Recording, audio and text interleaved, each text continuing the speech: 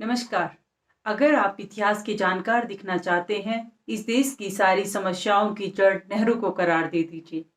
बात चाहे कश्मीर की हो या भारत के बंटवारे की या आज़ाद भारत के इतिहास की, किसी भी समस्या को नेहरू को खलनायक बना दिया गया है। नेहरू नेहरू जी के खिलाफ लगातार दुष्प्रचार की वजह साफ है। जो आरएसएस और बीजेपी जो है वो भारत के स्वाधीनता संघर्ष के इतिहास को बदनाम करना चाहती है, लेकिन आरएसएस चाहकर भी गांधी जी पर सीधा हमला करने की स्थिति में नहीं है। इसलिए उन्होंने रणनीति दो तरफा बनाई है। नेहरू की चारित्रिक हत्या कर दो और उनको सरदार पटेल का सबसे बड़ा दुश्मन बना दो। अगर आप आज सोशल मीडिया पर फैलाए जा रहे दुष्प्रचार पर यकीन करें तो नेहरू नेहरू को आप जान ही नहीं पाएंगे। नेहरू सच में कौन है, गांधी सच में कौन है। अफवाहों के सांप्रदायिक प्रचार तंत्र ने झूठ को सच बनाने का आसान रास्ता चुना है। उसने झूठ को ऐसा जाल बुना है कि आम आदमी की याददाश्त से सब गायब हो गया है। नेहरू सच में कौन है, गांधी सच में कौन है। आज की नई पीढ़ी जिसकी सबसे बड़ी लाइब्रेरी इंटरनेट है और यूट्यूब है, उन्हीं को वही जानती है, वही सब जानती है कि नेहरू जी कौन थे और गांधी जी कौन है, जो यूट्यूब और व्हाट्सएप यूनिवर्सिटी के जरिए पता चल रहा है। अगर सच में आप जानना चाहते हैं कि नेहरू का इस देश में या समाज के निर्माण में क्या योगदान था या गांधी जी का क्या योगदान है, तो आपको व्हाट्सएप यूनिवर्सिटी से निकलकर रियल यूनिवर्सिटी और उसमें उनके अध्यापकों द्वारा लिखित समाज किताबों का दुनिया में जाना होगा।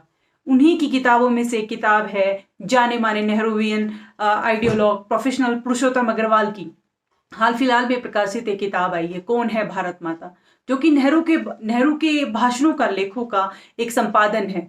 आप गांधी जी पर भी ढेरों किताबें पढ़ सकते हैं, लेकिन आपको ये व्हाट्सएप यूनिवर्सिटी से दूर जाना पड़ेगा, क्योंकि ये इस सोशल मीडिया की कुछ नुकसान भी हुए हैं। कि इससे क्या हुआ है कि जो एक लीगेसी थी नेहरू और गांधी की, वो पूरी तरह वो खत्म कर दी गई है, या फिर लोगों की नजरों में वो दोनों बहुत बड़े अपराधी है। कुछ भी होता है तो उन पर दोष डाल दिया जाता है।